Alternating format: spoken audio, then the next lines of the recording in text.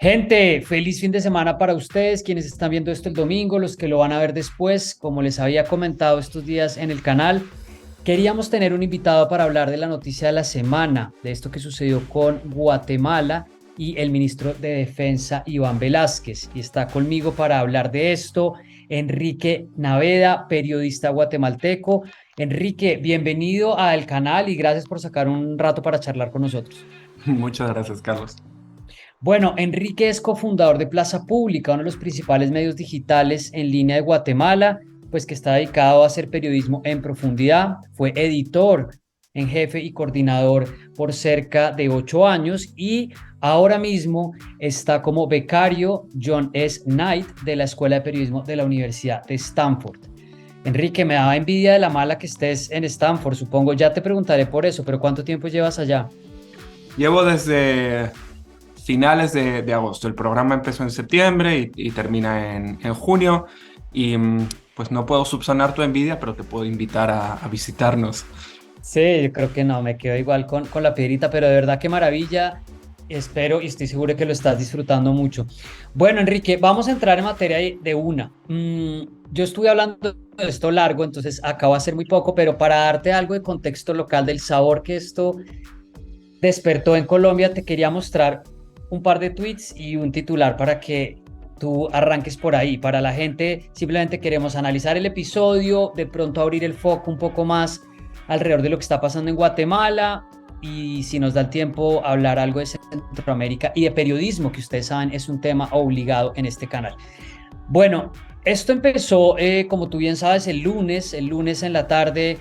Al final del día los medios empezaron a dar esta noticia, pero te quiero mostrar este tuit del presidente Gustavo Petro, pues que tal vez no lo sabes, pero él maneja su Twitter con frecuentes errores, simplificaciones y también desinformación. Después de que los medios locales habían dicho claramente que no era una orden de captura, esto tuiteó el presidente cuando estaba saliendo o llegando a Davos, Suiza.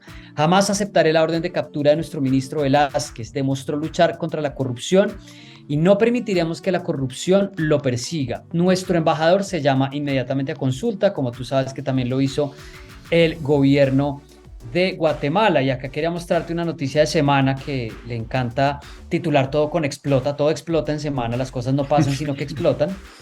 Entonces dijo que el presidente Yametí de Guatemala había asegurado que Gustavo Petro incurría en error de un guerrillero, que pues es la típica descalificación que se plantea al presidente, que incluso Semana hizo en la recta final de la elección.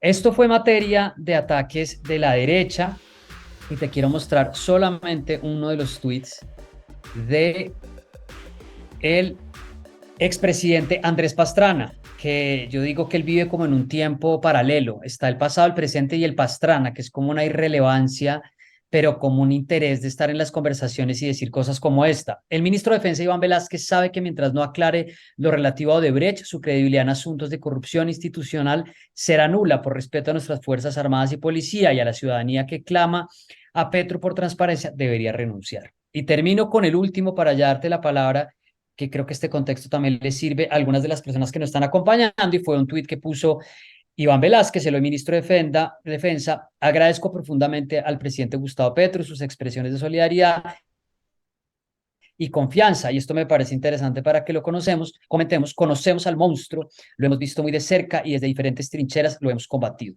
Sabemos cómo se transforma en los métodos que utiliza, pero no nos atemoriza.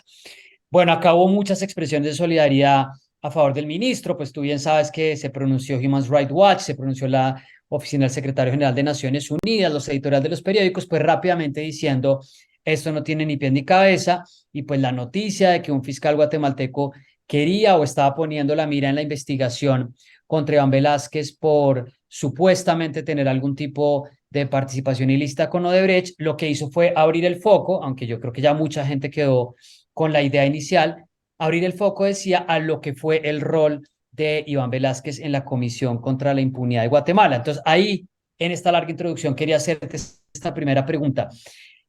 ¿Cuál es el contexto en el que se da esta noticia en Guatemala y de golpe de ahí podemos echar hacia atrás y explicar a la gente sobre esta participación y sobre tu punto de vista? Bueno, en primer lugar, tú lo has dicho muy bien, ya los medios colombianos han esclarecido la situación y se ha apagado un poco, pero yo quería ratificar que eh, la, sub- la investigación no tiene ni pies ni cabeza. En este asunto no hay nada que echarle en cara a Iván Velásquez, mucho menos ninguna actuación corrupta.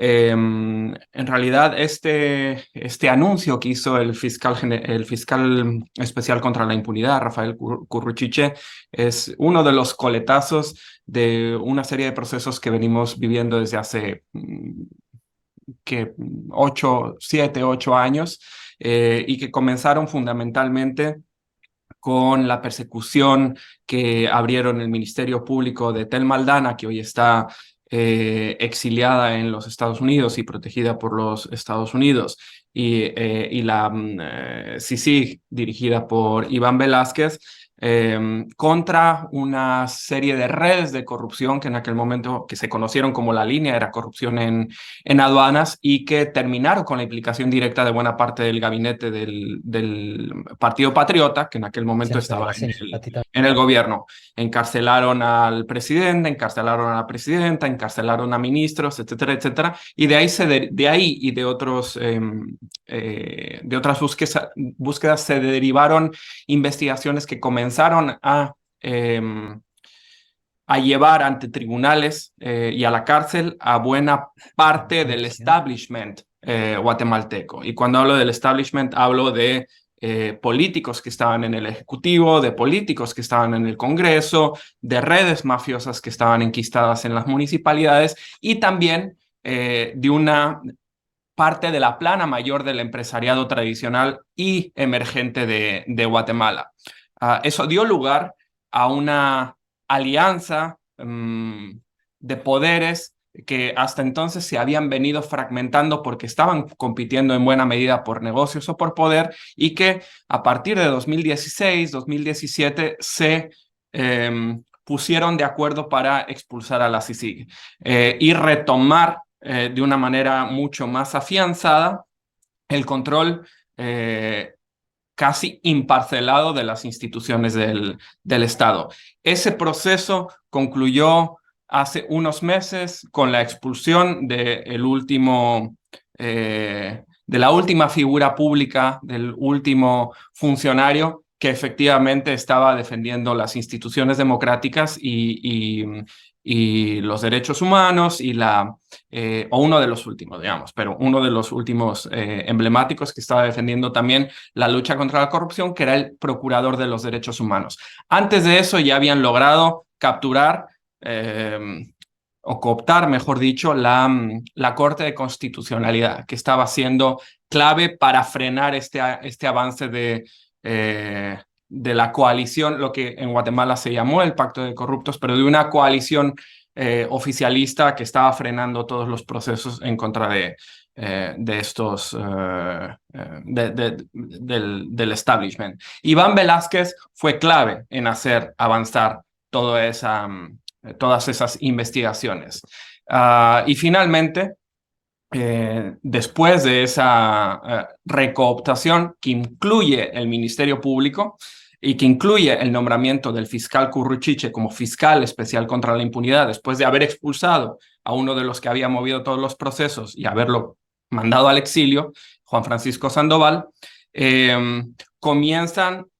revierten la función de de la Fiscalía Especial contra la Impunidad, no ya para investigar casos de corrupción institucional, o tráfico de influencias, etcétera, etcétera, como estaba ocurriendo durante el tiempo de Iván Velásquez aquí y con Juan Francisco Sandoval, sino para perseguir a quienes habían perseguido a políticos, a grandes empresarios, etcétera, etcétera. Entonces, esto es básicamente uno de esos coletazos. El Ministerio Público tratando de imputar a todos aquellos que habían trabajado en evidenciar la corrupción y en tratar de combatirla.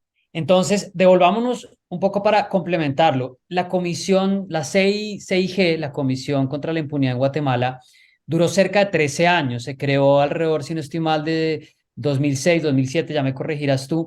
Entonces, la pregunta de seguimiento que te haría ahí es, ¿cuál era el contexto político que permite crear un cuerpo de ese tipo con tan amplias facultades que al final un superfiscal como Iván Velázquez termine teniendo pues ese tipo de incidencia y además con las credenciales que venía, que ya vamos a conectarlo con eso, y era de haber investigado la parapolítica y el uribismo en Colombia durante muchos años?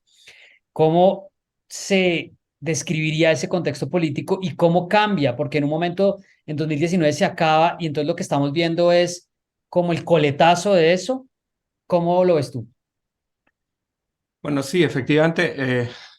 Yo aterricé en Guatemala en 2005 y la CICIG se creó en los años casi inmediatamente posteriores, pero se venía negociando desde tiempo antes, si no recuerdo mal, bueno, desde principios de siglo fundamentalmente, ante la necesidad de encontrar agentes externos que investigaran y combatieran estructuras paralelas que se habían fundado en el conflicto armado interno de Guatemala, que duró de 1960 a 1996, y que estaban vinculadas sobre todo con el ejército, con la corrupción en aduanas, contrabando de armas, etcétera, etcétera. Se le llamó originalmente cuerpos ilegales y aparatos clandestinos de seguridad, que luego fueron mutando a estructuras un poco diferentes, generadoras fundamentalmente de impunidad, de corrupción, etcétera, etcétera.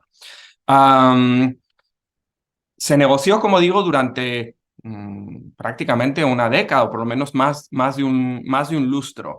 Y el contexto que facilitó que se llegara a aprobar, de que el gobierno aceptara eh, el gobierno y el legislativo aceptaran la participación de un ente internacional en las investigaciones penales de Guatemala, fueron una serie de crisis internas que evidenciaron la operación de estas estructuras y generaron muchas críticas. Uno de los eventos clave fue la ejecución de 3 diputados salvadoreños del Parlamento Centroamericano por parte de las autoridades guatemaltecas en un intento, al parecer, de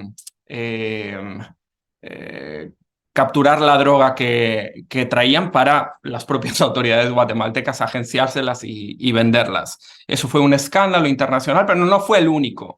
Implicó que al ministro de Gobernación de aquel tiempo lo llevaran al Congreso, le dieran un voto de falta de confianza. La crisis fue tan grande, tan profunda, que para intentar aplacarla un poco el legislativo y el ejecutivo aceptaron la necesidad de la intervención de investigadores externos porque el sistema estaba tan corrompido que no había elementos nacionales que tuvieran la fuerza de combatir estas estructuras.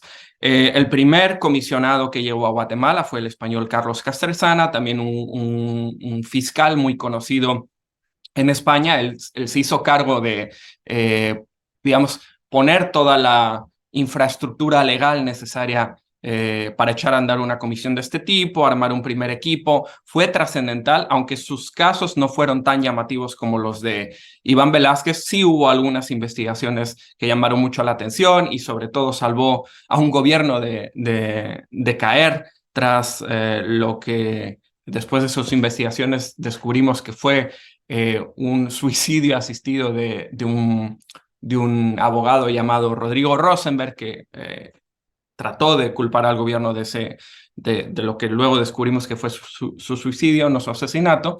Pero sobre todo lo que hizo Castresana fue lograr que se aprobaron una serie de leyes contra crimen organizado, que facilitaban las escuchas, nuevos métodos especializados de investigación, que años después darían frutos con Iván Velázquez, no sin que antes hubiera un periodo con un fiscal costarricense como de barbecho, sin muchos efectos, sin muchos éxitos. La CICIG fue aprobada por un periodo de 2 años renovable al final de cada uno de esos periodos. Es decir, tú bien mencionaste que duró alrededor de 13 años, cada 2 años tuvo que ser renovada por cada gobierno. Eso fue una debilidad mayúscula, puesto que en dos Claro, años no es mucho lo que se puede un avanzar y mandato muy corto. Sí. exacto, siempre estaba sujeta a la aprobación política del gobierno y el Congreso de turno. ¿Cómo se logró eso? En algunos momentos por su aparente intrascendencia y en otros momentos por básicamente presión popular e internacional. O sea, se vio que estaba dando resultados. Cuando estaba dando resultados, los gobiernos ya no la querían, pero se vieron contra las cuerdas en muchos instantes. Estuvo a punto de ser anulada antes de que llegara Iván Velázquez en el año 2013, si no recuerdo mal. Eh, Se consiguió su renovación en el último momento, también por una crisis de un tipo parecido al que te mencionaba antes, y al llegar Iván Velázquez durante años fue casi imposible para los gobernantes sacarla, porque los resultados eran tan notorios, tan mayúsculos, que se les hacía muy complicado. El único instante en que pudieron anularla ya fue cuando las investigaciones fueron tan abarcadoras en términos de establishment que todas las fuerzas vivas, todos los poderes fácticos del país estuvieron de acuerdo en que había que expulsarlo. Y ahí es cuando nombraron persona non grata a Iván Velázquez y ahí es cuando dejaron morir el mandato y el periodo. Sí, sobre eso que dices, revisando en las últimas cifras, según el país, cuando se cierra la comisión, el 70% de la población está aprobando su gestión y apenas el 15% está aprobando la gestión del presidente Jimmy Morales. Y pues solo para dar un contexto adicional, lo que se pudo hacer durante la gestión de Velázquez, se logró condena de cárcel para el expresidente Otto Pérez Molina, su exvicepresidente, 7 ministros y decenas de diputados y empresarios.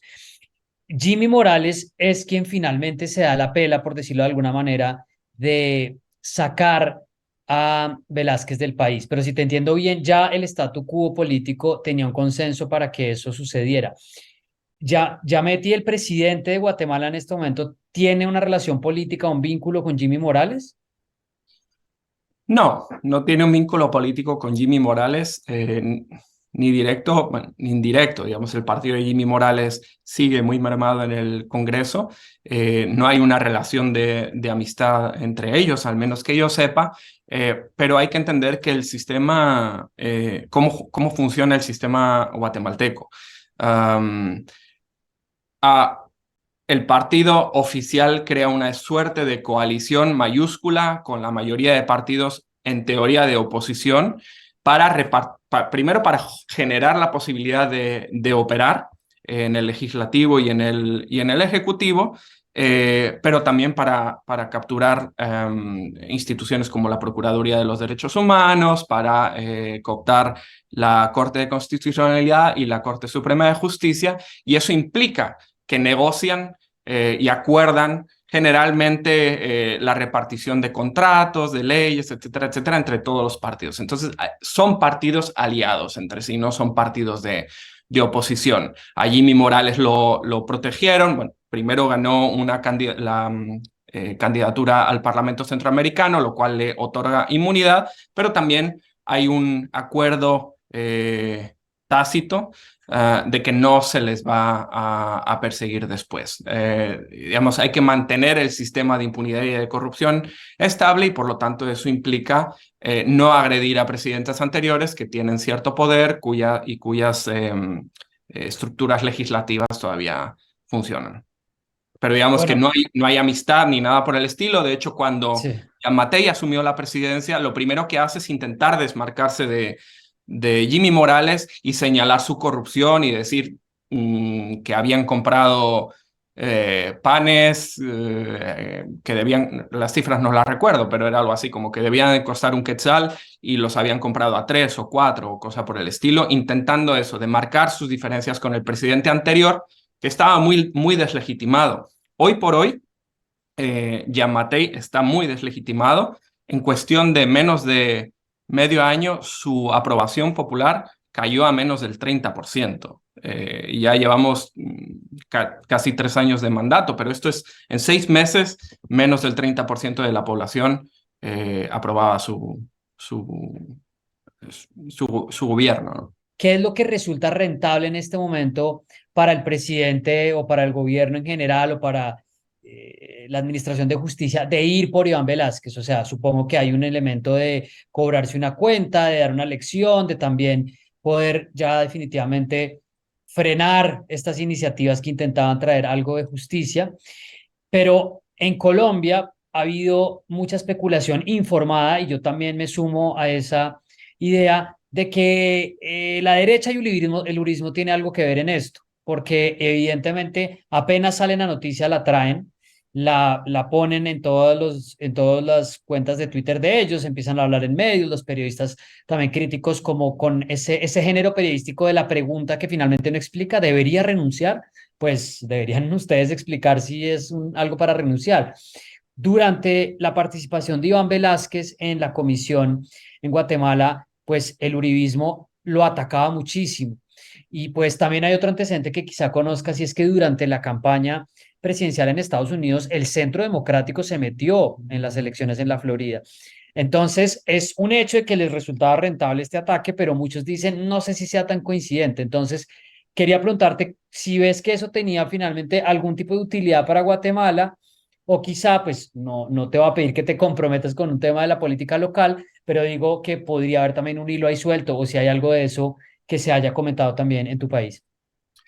No, fundamentalmente este tipo de anuncios, que además son, o sea, es muy raro, si uno lo piensa, que un fiscal anuncie voy a Sí, investigar a esta persona. Normalmente las investigaciones se dan en silencio para no ponerle sobre aviso, que no se pueda destruir pruebas sí, que pudiera haber, ¿verdad?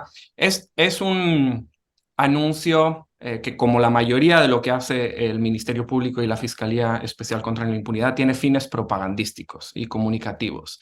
Y es fundamentalmente trabajo hacia adentro del país. Tiene algunas ramas internacionales, sí, pero lo que buscan es potenciar ese mismo discurso en algunos destinos de lobby, en Estados Unidos, sobre todo vía Miami, pero es fundamentalmente un aviso hacia adentro que funciona como un aviso para todos, ¿no? Para disidentes, para una críticos, advertencia. etcétera, etcétera, etcétera. Eso es, y es un intento por construir una historia, una narrativa que le haga frente a la evidencia torrencial que hay en contra de ellos. Viene construyéndose desde medios afines al empresariado, desde las plataformas del empresariado organizado tradicional, desde las instituciones del Estado, de manera recurrente desde que Iván Velázquez todavía estaba aquí en la CICIG, y con la intención eso, de hacer, de imponer otra forma de ver las cosas. Empezó incluso antes de que la CICIG tuviera ese 70% de aprobación que tú mencionas. La CICIG terminó con ese 70%, pero meses antes lo tenía mucho más alto. Nunca bajó del 70% porque nunca lograron instalar esa narrativa, y no lo han hecho todavía hoy, pero sigue vigente. Ahora bien, Uribe sí ha tenido relación con las élites empresariales tradicionales de Guatemala. Ha sido invitado en varias ocasiones durante los últimos años a darles charlas. Aparentemente sí, no, aparentemente no sabemos que tuvo que ver en la búsqueda de información que pudiera perjudicar a Iván Velázquez en los últimos años que él estuvo aquí, o incluso cuando ya no podía entrar. O sea, parte de la información o de la desinformación que hicieron circular en Guatemala venía del entorno de Uribe. El embajador que estaba en Guatemala en aquellos años era claramente un crítico de Iván Velázquez, se acaba de marchar, pero no en mi opinión, y no lo he visto comentado en Guatemala, no hay ninguna intención de impactar directamente en la política colombiana. Otra cosa es que lo haya hecho porque obviamente los actores colombianos han sabido aprovechar o han querido aprovechar. No creo que hayan sabido muy bien porque entiendo que ya ha muerto la polémica, pero han querido aprovechar el asunto. No sé muy bien si para desgastar a Petro, para desgastar a Iván Velázquez o a ambos, o exactamente con qué intención. Sí, creo que al final no es algo que termina siendo tan teoría de conspiración de que se pongan de acuerdo, pero se juntan estos puntos y estos antecedentes que tú bien comentas de iniciativas que ya habían hecho, vasos comunicantes que ya existían, y pues estas narrativas también de la derecha alrededor de desinformación, pues tú las ves en Brasil, se vieron en las elecciones en Sí, Chile. En Chile a mí me daba risa que durante la campaña en la que resultó electo Boric, el término castrochavista se estaba usando, que eso es como producción local, ¿sí? Eso es sí. como un invento de nosotros, como el sombrero volteado. Sí, Entonces, no, pues, internacionalmente hay, digamos, hay redes que ayudan a multiplicar o a aceitar ciertos discursos y van agarrando conceptos de aquí, conceptos de allá, y que se articulan mucho a partir de ciertos grupos en Estados Unidos. Y luego sí, irradian hacia toda la región. Eso es claro. Un detalle simpático es que en algunas ocasiones Uribe ha venido aquí a dar charlas, como digo, a foros empresariales y ha hecho algunas sugerencias y los empresarios locales las han descartado por ser demasiado progresistas. ¿como cuál? Como que el Estado para poder garantizar la seguridad tenía que cobrar más impuestos, porque Guatemala es un Estado que no cobra casi ningún impuesto, ¿no? Y que ellos para asegurarse seguridad tenían que contribuir Pagar más, más, claro. por ejemplo, ¿no? Pero les pareció una cosa Uribe siempre ha demasiado. tenido esa mezcla entre, pues obviamente un político de derecha con un perfil autoritario, pero él siempre tiene como estos lances, incluso abiertamente contradictorios con cosas que dice antes alrededor de subsidios, de impuestos. Bueno, entonces, cuando se crea esta comisión, última pregunta sobre esto, se decía internacionalmente que era una medida urgente para que Guatemala enfrentara el riesgo de ser un estado fallido. Aquí en Colombia se ha propuesto, pues en distintos momentos, de hecho, tú podías mirar muchos comentarios en redes sociales diciendo que se creara una, efectivamente, para investigar lo que fue el proyecto del uribismo en muchas zonas del país. Yo no creo que en todos los casos y alrededor de todos los políticos haya tenido unas características ilegales, pero en muchos otros sí, empezando por el propio expresidente que tiene un proceso que están dilatando durante mucho tiempo. Pero ahora que uno ve la situación de Guatemala después de estos años, te quisiera preguntar si tú piensas que al final fue buena idea crear esa comisión, estas cosas que en teoría suenan tan bien, pero que desestabilizan, que a veces desconocen los contextos y revientan una discusión política en un país por dentro. ¿Cuál dirías tú que es la reflexión? Pues ya con algo de perspectiva, probablemente falta más tiempo.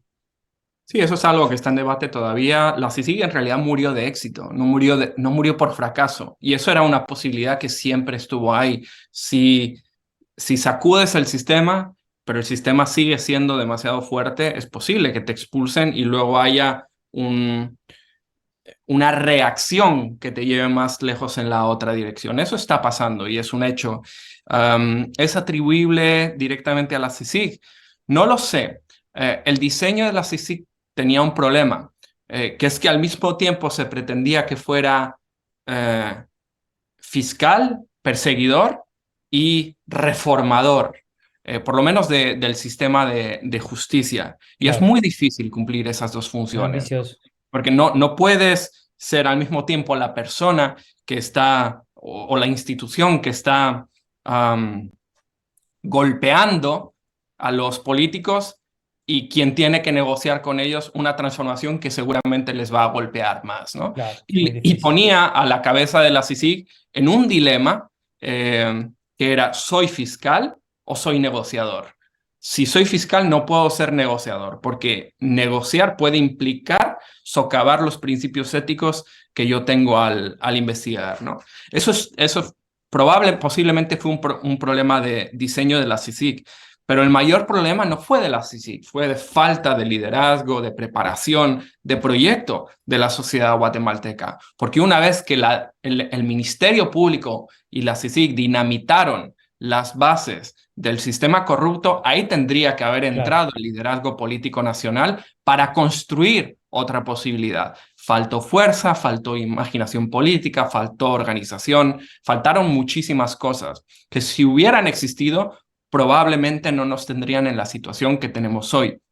Dicho eso, el deterioro de la democracia guatemalteca, medido por instituciones internacionales, y ahora tengo en mente el índice de The Economist Intelligence Unit, muestra que la democracia guatemalteca, que no era una democracia perfecta, era una democracia con muchos defectos, comienza a deteriorarse paulatinamente, pero sin pausa, desde 2012, a finales del gobierno de Álvaro Colón, o sea, con el gobierno del Partido Patriota. Como digo, desde una democracia con defectos hasta lo que era el año pasado, que ya la catalogaba en la última fase antes de convertirse en un régimen abiertamente autoritario. Con lo que sucedió el año pasado, mi previsión es que The Economist Intelligence Unit ya catalogará como régimen autoritario el régimen guatemalteco actual, no una democracia, incluso antes de saber lo que pase en las elecciones, que parece que no van a ser las más limpias, no porque vayan a cometer fraude el día de las elecciones en el conteo, sino porque ya están haciendo todo lo posible para expulsar a todos los candidatos que no forman parte de esa alianza vaga, pero de pacto de protección a todos los actores vinculados con la corrupción, etcétera, etcétera. Pues la situación en el vecindario más para abajo de Centroamérica tiene como un pequeño entusiasmo renovado en los movimientos de izquierda, por supuesto con Boric, con Lula y con Petro, pero pues bajo circunstancias muy distintas y también perfiles de izquierda distintos. Y de hecho, la CELAC se reúne la otra semana, creo que sí es la otra semana, donde parece que vuelve a aparecer en un escenario internacional Nicolás Maduro, lo cual me parece llamativo. Pero hablando de Guatemala, creo que nos da pie para expandirlo a que nos des algún comentario sobre El Salvador, sobre Honduras, sobre Nicaragua, en particular El Salvador y Nicaragua, pues que con perfiles muy distintos se aproximan en el caso de El Salvador y ya lo son en el caso de Nicaragua, diría yo, pues estados autoritarios o donde no se están respetando las libertades fundamentales de las organizaciones de la sociedad civil y de los periodistas en particular. Estaba oyendo esta mañana un capítulo del Hilo, el podcast de Radioambulante con El Faro, donde están haciendo un diagnóstico de la cantidad de periodistas que han tenido que salir de Nicaragua, que han tenido que salir, pues, o que están enfrentando presiones del mismo Faro en El Salvador. ¿Cómo pondrías tú la coyuntura guatemalteca en este espectro más amplio de Centroamérica y en particular si lo quieres conectar con el periodismo? Es simpático porque justo antes de entrar en esta llamada contigo, yo estaba oyendo el mismo podcast de Sí, Lilo. Digamos que una especie de efecto de contagio o de difusión de las innovaciones, ¿no? En el último lustro, por lo menos, hemos visto que casi de manera simultánea El Salvador, Honduras, aunque la situación en Honduras ahora es un poco diferente, pero El Salvador, Honduras y Guatemala eh, han venido tomando nota de lo que hacía Nicaragua. Y e imponiendo, desarrollando medidas similares de formas distintas. Las leyes que en un lugar se llaman de una manera, en el otro se llaman de otra, pero fundamentalmente buscan lo mismo, que es aplacar la crítica, aplacar el disenso, cortarle fuentes de financiamiento, dificultar la manera en que gestionen sus fondos. Eso afecta fundamentalmente a organizaciones de defensores de derechos humanos, a organizaciones indígenas, en el caso de Guatemala y de Honduras, que trabajan por lo que llaman la defensa del territorio, contra el extractivismo, minería, sí. etcétera. pero también en buena medida a los periodistas, ¿no? Esa tendencia originalmente al hostigamiento en redes sociales y en persona de periodistas, que luego se convierte en un intento por llevarles a juicio y finalmente conduce a su expulsión del país, ya sea por la vía de la persecución penal injustificada o por la vía o por la decisión del exilio, la hemos visto casi en simultáneo crecer tanto en Nicaragua como en El Salvador como en Guatemala. En Honduras creo que está un poco mitigada, pero también sucedió durante los anteriores gobiernos y lo que me dicen algunos periodistas hondureños actuales es que tampoco están para nada tranquilos, ¿no? Así que cada ocurrencia que tiene un gobierno, un legislativo en un país, es anotada por los demás. Si bien la impresión o la percepción que se tiene hacia afuera es diferente, porque es cierto que los liderazgos y las estructuras funcionan de una manera muy similar. Nicaragua, pues ya tenemos claro lo que es. El Salvador está girando hacia una dictadura de hombre fuerte, una dictadura unipersonal. Guatemala es una cosa muy distinta, es más bien un autoritarismo de sistema en el que sí hay cambios de fachada, hay cambios de cara, pero el funcionamiento sigue siendo autoritario y cuasi dictatorial. Y por eso es un poco más difícil comprenderlo. Pero la tendencia, la orientación es la misma y hay, como tú decías, no solo comunicación y articulación, eso lo sabemos que entre los presidentes ha ocurrido, sino copia de innovaciones autoritarias, ¿no? Claro, con la esperanza de poder tener como ese nivel, ese mismo nivel de popularidad. Estaba también mirando la prensa gráfica en El Salvador, decía, no sé si sea una medición ajustada, pero no me sorprendería que una de las cosas que la gente más apoya de Nayib Bukele han sido los estados de excepción. Entonces, nos la pasamos pidiendo, pues, comandantes de la fuerza pública, básicamente. Pues, Enrique, nosotros Eso es una queríamos, sí, diferencia dale. eso es una diferencia muy notoria. El grado de popularidad que tiene Nayib Bukele en El Salvador no lo tiene ningún otro gobernante en Centroamérica. Y el que peor está es el presidente guatemalteco Alejandro Yamatei. No he visto ninguna medición de opinión reciente, pero como digo, está por debajo de 25, incluso de 20, según las últimas que vi, ¿no? Eso hace que sea necesario un cambio, que el sistema guatemalteco no pueda funcionar como parece que se aboca a funcionar el salvadoreño, con esa figura fuerte e implantada que goza de la legitimación popular y que esto es más discutible, pero que es efectivo en algunas medidas de política pública. Hasta donde yo sé, el abordaje de la pandemia es considerado por una mayoría de salvadoreños como eficiente o con buenos resultados, cosa que no se ve en Guatemala en absoluto. Es una dificultad añadida para los salvadoreños, efectivamente. Y además que, bueno, Nayib Bukele tuvo una política súper restrictiva contra el COVID, ¿no? En Colombia, pues, con el tiempo se ha criticado, por ejemplo, mucho la aproximación que tuvo la alcaldesa Claudia López. Ujú. Enrique, para cerrar, quisiera comentarlo, conectarlo, decía, con algo sobre periodismo, pues estábamos hablando un poco del riesgo de los periodistas y de la sociedad civil en estos países.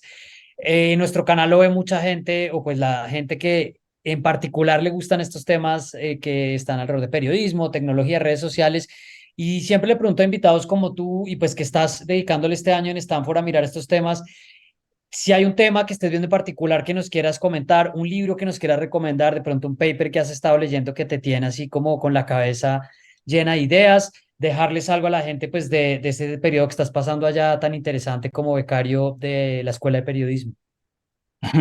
Ahora es su magna en ebullición lo que tengo Claro. en la cabeza. con muchos conceptos flotando y poca claridad todavía. Pero es Hay maravilloso ese estado. hay hay una idea traída de la psicología, un concepto traído de la psicología que a mí me impactó, porque había estado considerándolo, pero nunca le había puesto nombre y nunca había tenido claro que eso fuera un asunto, y menos que lo hubiera tratado en alguna disciplina de una manera tan convincente y frontal, que es la de lo que los psicólogos llaman la indefensión aprendida.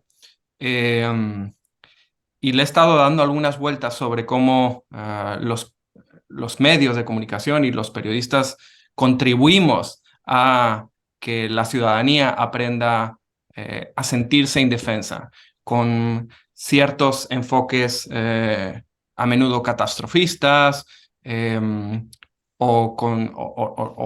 absolutamente volcados en la negatividad, que nos paralizan como ciudadanos, ¿no? En Guatemala, eh, muy a menudo Interesante. oigo la queja entre activistas sociales, entre intelectuales, de que con todo lo que está pasando, la ciudadanía no hace nada, no sale a las calles, no protesta, están como dormidos. Y efectivamente hay una parálisis mayúscula que es difícilmente comprensible si nos atenemos a las circunstancias comprobables del país, ¿no? A los indicadores de desarrollo humano, de corrupción, Sí. de incapacidad o de inefectividad del Estado. Y dices, ¿por qué no salen?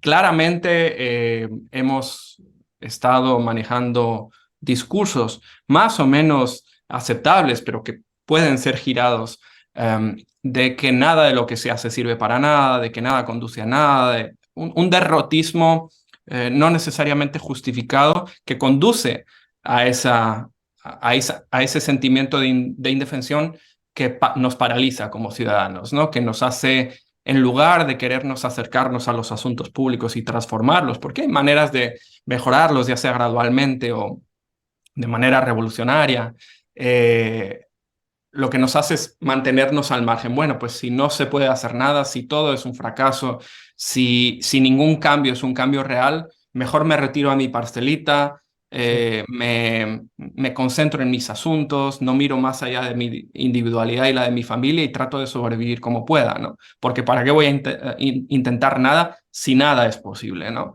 Esa idea de indefensión aprendida me parece que es una a la que le tenemos que dar más vueltas los periodistas, y no lo estoy diciendo en el sentido de que nuestra función sea maquillar lo que está pasando. No, es un hecho que las circunstancias en las que vivimos en muchos países de Latinoamérica son trágicas, de que no necesariamente están mejorando, pero tenemos que aprender también a cómo mostrarlas sin maquillarlas, pero de manera que lo que hagan no sea desarticular o desmantelar el empuje que muchos ciudadanos sí pueden tener, ¿no?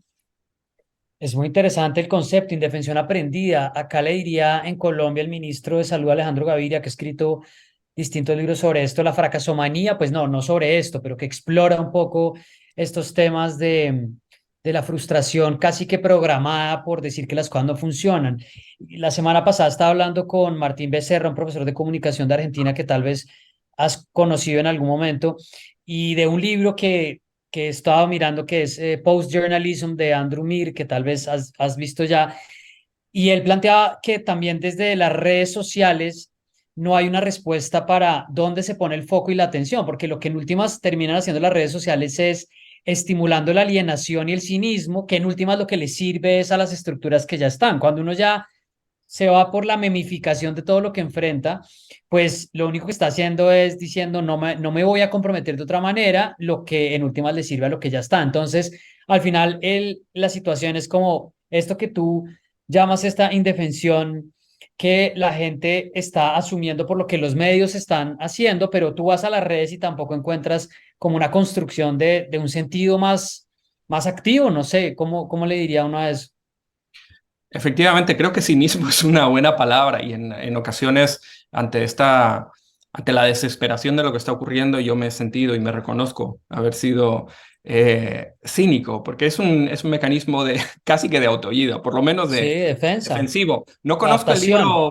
No conozco el libro Post Journalism, lo voy a revisar. Sí conozco la obra de Becerra, no en persona a él, pero me parece muy interesante que hayas aludido al concepto fracasomanía. Yo no sabía que lo utilizaba este autor colombiano. El concepto yo creo que lo acuñó Albert Hirschman, el economista, Mm, sí. especializado en América Latina, ¿verdad? Y En la retórica de la reacción habla de ese tema también. exacto, en la Sí, retórica de la reacción, que lo leí hace unos meses, es espectacular. él menciona tres líneas argumentativas y una precisamente es la de la banalidad. No era el concepto exacto, pero la de la banalidad, ¿no? Sí, sí. De intentar un cambio, porque nada sirve para nada. Y su argumento es precisamente eso. Ese tipo de argumentación conduce de una manera inexorable a la desmovilización de todo el mundo. Y se conecta muy bien con este concepto de indefensión aprendida, ¿no? Él habla de otras dos líneas argumentativas. Una era la de la... bueno, ahora se me fueron, pero básicamente no recuerdo los términos que utilizaba, pero era, si haces algo, las cosas se van a poner peor. Entonces Sí, mejor no hagas nada. No recuerdo sí, creo era que era, de la yo futilidad, también, no la la banalidad, era el que futilidad. mencionaba, el otro era el de la perversidad, creo yo, y no Perversidad, recuerdo. futilidad y falta otro. A mí también se me olvidan esos tres, pero sí es exactamente lo que describes. Ese es como el camino que además sirve mucho para frenar cualquier intención de cambio. Como no, pues es que ¿cómo vamos a hacer eso si va a salir peor? Si vas a empeorar lo que ya existe, si no va a servir para nada, si va a haber otras consecuencias, entre otras cosas, eso lo ha usado mucho Gustavo Petro acá. A mí me parece que no es un argumento menor para tratar de responderle a quienes, sobre todo al comienzo del gobierno, y pues más allá de lo que venga, a todos le estaban diciendo que eso era gravísimo, entonces en últimas, que esto también lo decía pues gente cercana a mí que pues que apoya mucho al presidente, pero pues si esto fue lo que ganó la elección, o sea, ahora no puede ser que a una plataforma que gana se le va a decir que es que no se puede porque es que eso es gravísimo, pues cuando eso fue lo que se puso en las urnas. Mm, Pues Enrique, para no quedarme con la nota de envidia que estés allá, a mí me da cierto nivel de tranquilidad siempre que sé que hay gente que le está dedicando tiempo a pensar cosas bacanas y que está leyendo y pues que estés allá pensando un poco en periodismo y en estos temas me parece muy interesante y pues te quería dar las gracias por sacar un tiempo además en fin de semana para hablar de esto, pero estoy seguro que para nuestra audiencia en Colombia va a ser muy útil conocer tu perspectiva sobre esta noticia que así como apareció se esfumó. Me alegra, no merecía más atención que la que tuvo. Gracias a ti, Carlos. Bueno, Enrique, estábamos hablando. Ustedes, gente, sigan conectados. Acuérdense, suscriban, compartan, comenten. Y si quieren apoyar este proyecto, ingresen ya a patreon.com charlas con Charlie. Chao.